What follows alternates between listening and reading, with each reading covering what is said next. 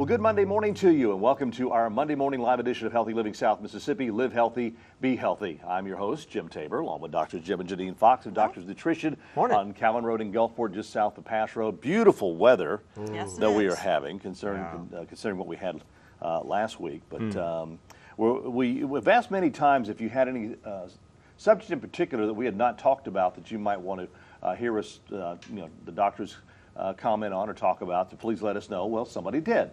And that it was hypoglycemia. Yes. So what is hypoglycemia? Well, we talked about high blood sugar, and we've been talking about that for a long time. And hypoglycemia is when the blood sugar goes really low. And typically, you don't feel very good when that happens. I mean, you can get lightheaded, they can be dizzy, just all sorts of really weird symptoms go along with it. It's when the blood sugar drops too low. And we're going to be talking mostly about reactive hypoglycemia, because there are some hypoglycemia events that are not what they call reactive.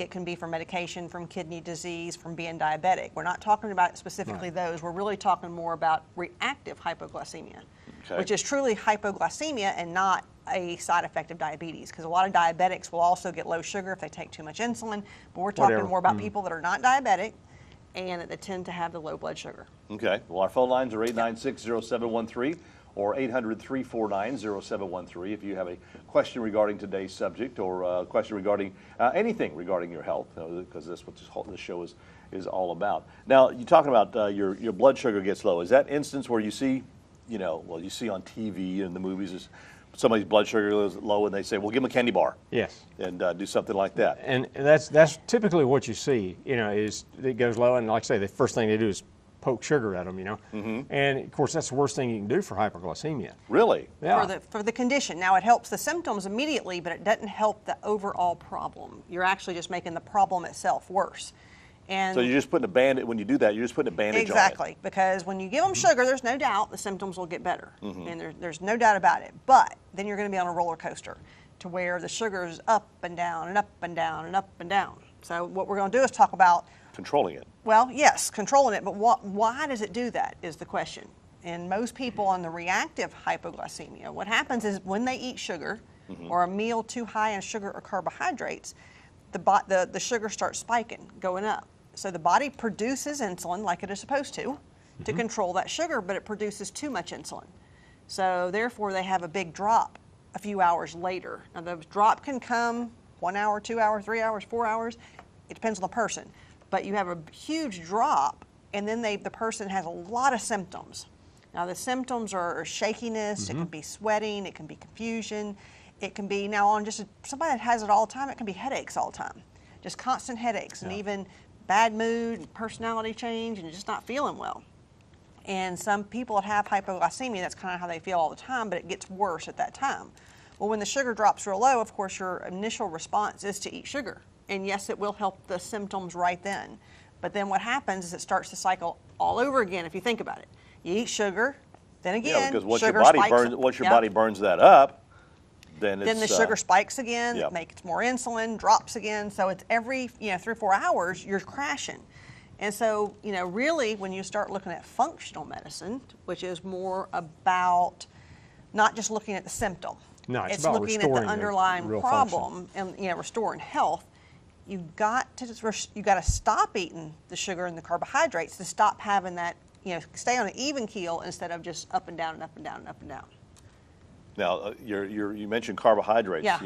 Carbohydrates has a lot to do with that. It does. About it, you eat a lot of carbs, and I actually saw the thing that I think Vic had posted on Facebook under your page. Yeah. Oh, okay. It had a little chart on there how you start up. You got all this junk food that you eat, and then you feel better, and then what it does to you, and then the end results, and then you just crash it. Yeah, exactly. And that's kind of a hypoglycemia. Because of the carbs in it. Yeah, and people don't realize the amount of carbohydrates that typically the American diet is today.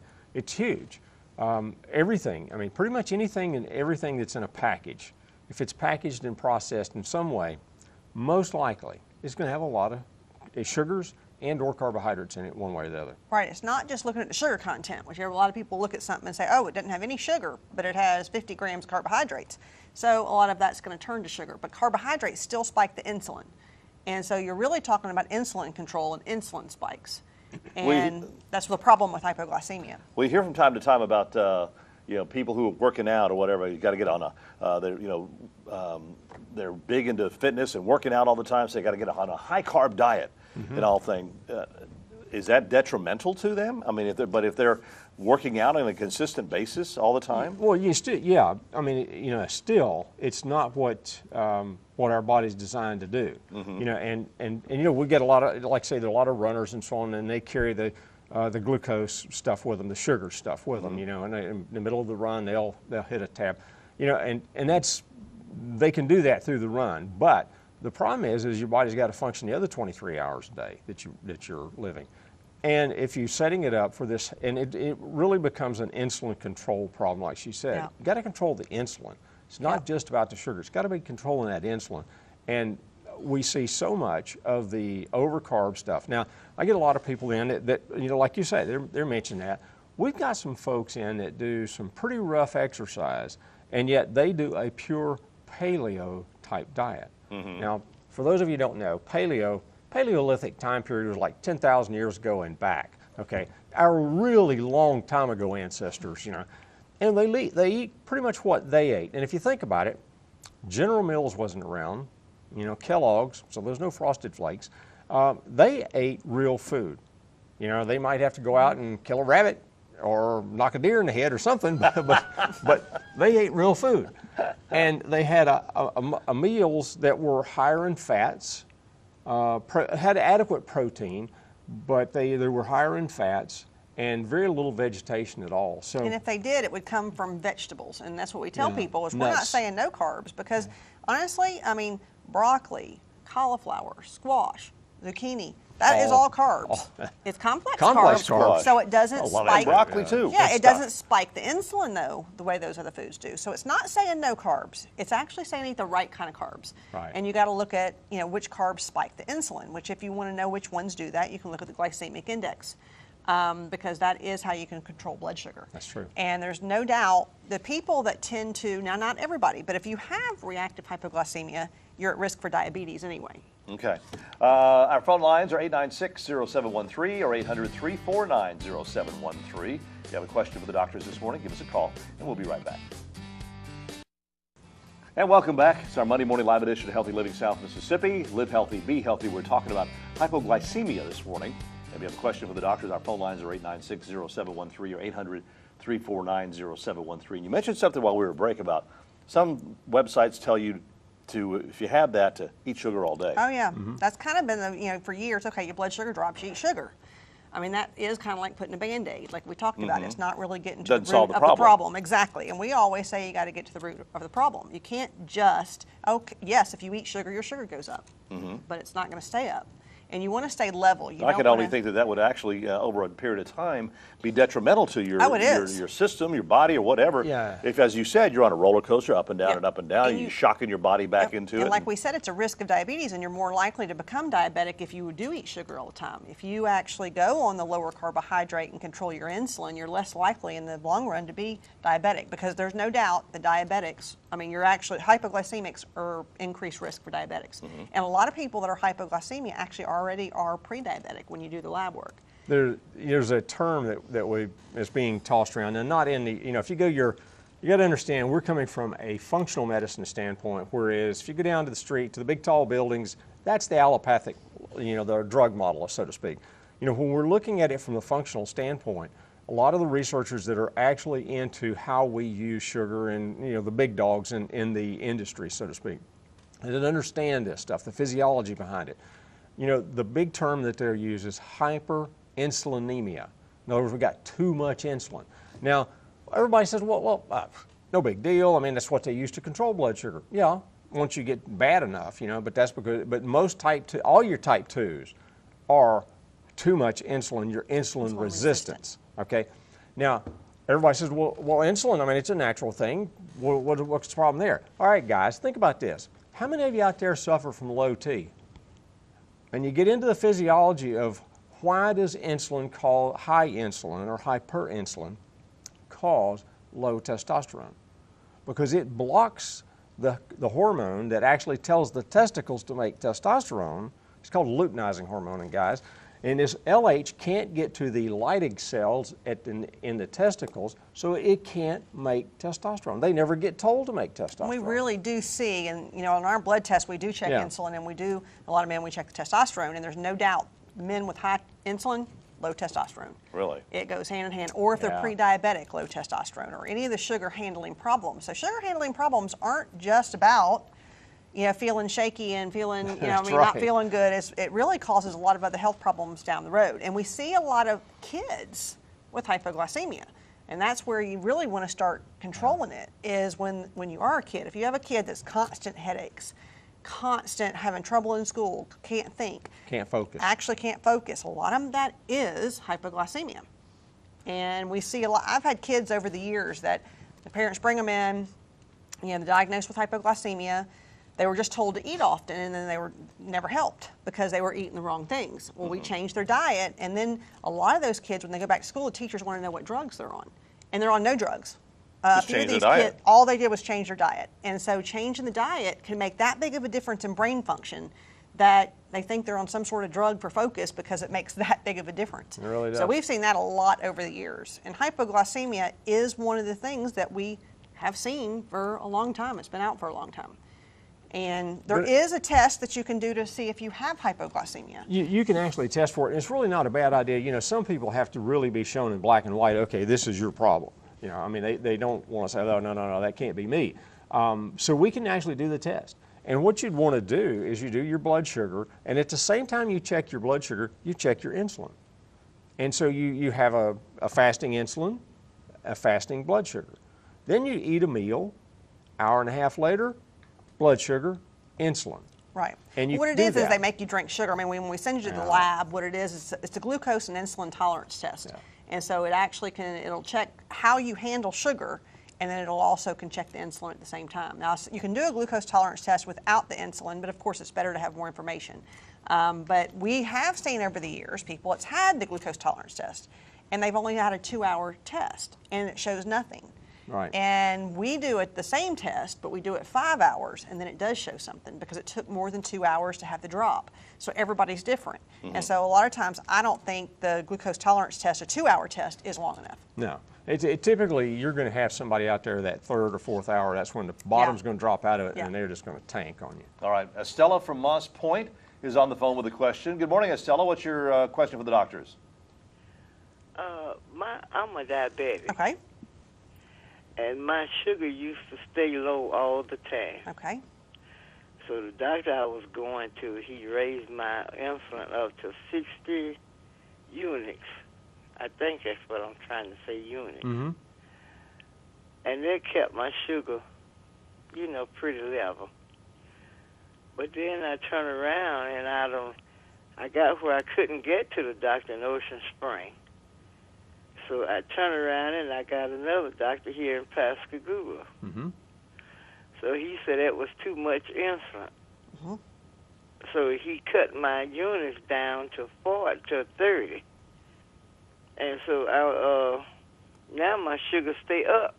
When I was on the 60 unit, my sugar stayed down. I probably agree with the new doctor you're going to because more insulin, although maybe control the sugar, but it's really bad for your health overall. And you're better off changing your diet and doing the insulin that the new doctor told you. And if you change your diet and eat better and do your insulin at the lower amount, you can usually control it. So if you come by, we have a sheet on a low glycemic diet, and that's what I would suggest. And we would explain to you how to eat there. This is one of the reasons that we haven't had a lot of calls this morning. People are saying, I don't like this. I don't like what I hear. And it's not much fun. What, no Snickers bar? What? Really? Yeah, but unfortunately, Estella, it's the truth. Like Dr. Janine said, you've got to change the way you eat and live to really control this thing. Yeah, because that'll control the sugar. We have many people that come in that's on insulin, and they're still uncontrolled. Their sugar's high, just like yours, and we change their diet. And their sugar will definitely start coming down. A lot of times they have to work with their doctor on decreasing the insulin. We don't tell you to do it on your own. We tell you to work with your doctor. But as the sugar's getting lower, diet changes make a huge difference, especially in type 2 diabetes. Sure do. Yep. All right. Thank you for your call, Estella. 896-0713 or 800-349-0713. We're talking about hypoglycemia this morning. But if you have a question regarding some other health issue that maybe you thought about since our show last week, you're more than welcome to call in and ask about that. So, but we're going to take a break. We'll come back with this week's special in just a moment. And welcome back. And we've got Bert from Mobile on the phone with us right now. Good morning, Bert. What's your question for the, We had Bert. Bert. Kenneth called, having pain in legs and hands. We lost his phone call too. For some reason, the phones are having some issues. Yeah, this bad day for phones, huh? Do what now? Sorry. But you're welcome to call us back, 896-0713, 800-349-0713. But Kenneth had said something about having pain in legs and hands. That could be anything. We need a little bit more information. Yeah, you need a little bit more information, but again, if he is diabetic, neuropathies definitely tend to go more to the extremities. And so anytime you have a neuropathy, a lot of times it is due to the nerves being damaged at the ends. And it does cause a lot of pain. Oh, no doubt. So we don't know if that's what he, we don't know if he's diabetic. We don't sure have if enough that's it, information for that one, Right. but. Yeah. So Kenneth, give us a call back. Bert, call us back too. Again, 896-0713, 800-349-0713. So this week's special. Well, obviously, if we're going to talk about hypoglycemia, let's talk about something that can help it a little bit. Now, chromate is a specific kind of chromium, and a lot of people probably heard that, chromium is really good for this. Well, it is. This particular chrome has a high, what they call glucose rating. In other words, it helps the glucose sensitivity. And the glucose tolerance factor. Tolerance factor. GTF is what they call it. Yep. Yeah. And then, of course, omega-3. They found that fish oil actually does help people that tend to have blood sugar drops. And also, like I said, chromium and fish oil both can actually help. And that's things you can do. The biggest thing is the diet, like we've been talking about. Right. But you can take the chromium and you can take the fish oil. And fish oil is so good for brain function, even in kids. So it's something that I think most kids need to be on anyway. Got Kenneth back on the phone from Social. Good morning, Kenneth. What's your question for the doctors? Good morning. Mine's a severe leg cramp. I get hand cramps. Cramps, okay. Yeah. So it was not really pain, but more of cramping. Now cramping. Or a muscle cramp. Yeah. Now, it'll hurt. If it's both your arms and your legs, then it's probably, a lot of times it's a mineral. So you got to look and see which one it is. It can be potassium, it can be magnesium, it can be sodium. I eat bananas a lot of times, and I used to get what they call quinine over the counter, but they took it off the market. They did. Yeah, they did. Now, do you work outside, Kenneth? Oh, tremendously. And I drink tons of water. Okay. Well, water's good, but you got to understand, the more water we consume without the electrolytes, we're washing out the electrolytes. And when we sweat, we get rid of electrolytes too. So we've got a multi-mineral. It's called mega mineral. Yeah, and in this area, people just like Kenneth work outside in the summertime, and I know even me when I get out in the garden and stuff. He has to take them himself. Yeah, I get out in the garden. These cramps will knock me out of bed and all the way down to the floor. It'll they'll hurt. Yeah, they hurt. Yeah, 2 o'clock in the morning, jumping up with and hitting the floor with a cramp is not much fun. I admit that. I've had that. Because if he works outside and sweats too much, he gets the same thing if he don't take his minerals. So it does make a difference with minerals, and we have the mega mineral. But we also have something called muscle cramp and tension formula. But if you look at what it has in it, it's minerals with a few things that relax the muscles. So there's a few things that we have for that, but usually Is it over the counter? It is. We have it in our store. Yeah, just come by the store. We'll be glad to show it to you. We definitely see it. We have tons of men. They might not even be ones that take a lot of vitamins, and they take that during the I've had summer. this problem all my life. Yep. My whole family, they're like an hereditary thing. Yeah. Yeah. Like I said, minerals are big, and minerals are just good for overall health too. Yeah, they sure are. Yeah. All right, thanks. I'll swing by your drugstore then. Okay. All right, Thank you. Thanks. All right, thank you, Kenneth. He asked something there that I mentioned something that I want to kind of clarify. Ask if y'all had it just to get over the counter. Everything they have. I mean, all the supplements that they have and everything. I mean, you do not need a prescription for them, right? Right, you don't. You can come in need a prescription anytime. for them. And what we sell is pharmaceutical grade. Right. So it's actually higher grades than what you can get at most other stores. Exactly. And it is tested, extremely tested, so we know that what it says on the bottle is in the product. And matter of fact, you don't need a prescription. You don't need an appointment. Nope. And the consultation is always free. So if you stop by and see the doctors, the store is open from 10 to 5:30 Monday to Friday, 11 to 2 on Saturdays. Jim and Janine are there. You don't have to have a consultation to be able to just come in and say, I need some minerals. No, not at all. Not exactly. at all. So Our staff is pretty good about They doing are. it, 'cause They really are. If you just come in and say, I want that mega mineral that they're talking about on TV, then they can definitely give that to you. You don't have to wait to talk to us. I mean, you can. but you don't have to. Exactly. Well, Jim and Janine are there Monday, Tuesdays, and Thursdays. Dr. Bull is there 5 days a week, and on Saturdays there's just kind of a few the employees there to have any Refills. things But like you know, that, so to if speak. you But- come in on Saturday, you know, and you got a question that stumps one of our staff, you know, they know how to get a hold of us. They Yeah. call us. They Yeah. call us all Yeah. the time. Call us Yeah, or text great. us or something. Yeah. You got a No big great deal. staff there that's Yeah. been there for a number of years. Oh, yeah. So Oh, yeah. they're very knowledgeable of everything that you handle. And again, you Like, don't so need we a do see a lot of that prescription. muscle cramping though during the summer. the I imagine summertime. so. Oh, yeah. It's such a common problem Because here. if you work outside in this weather, I mean, if you just walk outside in this weather, you know, you don't have to start- really work. Yeah. But if you know, you could be doing anything outside in this weather and what we consider, you know, our summers, you know, you're going to sweat. I mean, if you don't, you got a real problem. But you're going to sweat and you're going to need minerals. I promise you that. That's one of the worst things you can do is let those minerals go. Now, Kenneth was doing a good thing by staying hydrated. Yeah. Right. He's just losing too many Elect- minerals. You're electrolyte, right. yeah. Those Right. electrolytes, some of us can get rid But of them real fast. Yeah, anything that you work outside or, you know, any job that you do, that whatever, that you're going to sweat a lot, you know, it's probably Even a if good it's something idea. as much fun as fishing, you can still do the same Hey, thing. hey, hey. Hey, right. All right. 896-0713, 800-349-0713. We just have a few minutes left, but you still have time to give us a call as we kind of wrap up the subject of the day, which was hypoglycemia. I think, Yeah. you know, we see, the reason we kind of wanted to do this, and we'd had some people ask about it, because we're always talking about the hyper. Yeah, you we're know, always the talking high- about that. But, and we see so much of this in our practice. I mean, it's just amazing the people that come in and, well, I have to eat every hour and a half or 2 hours.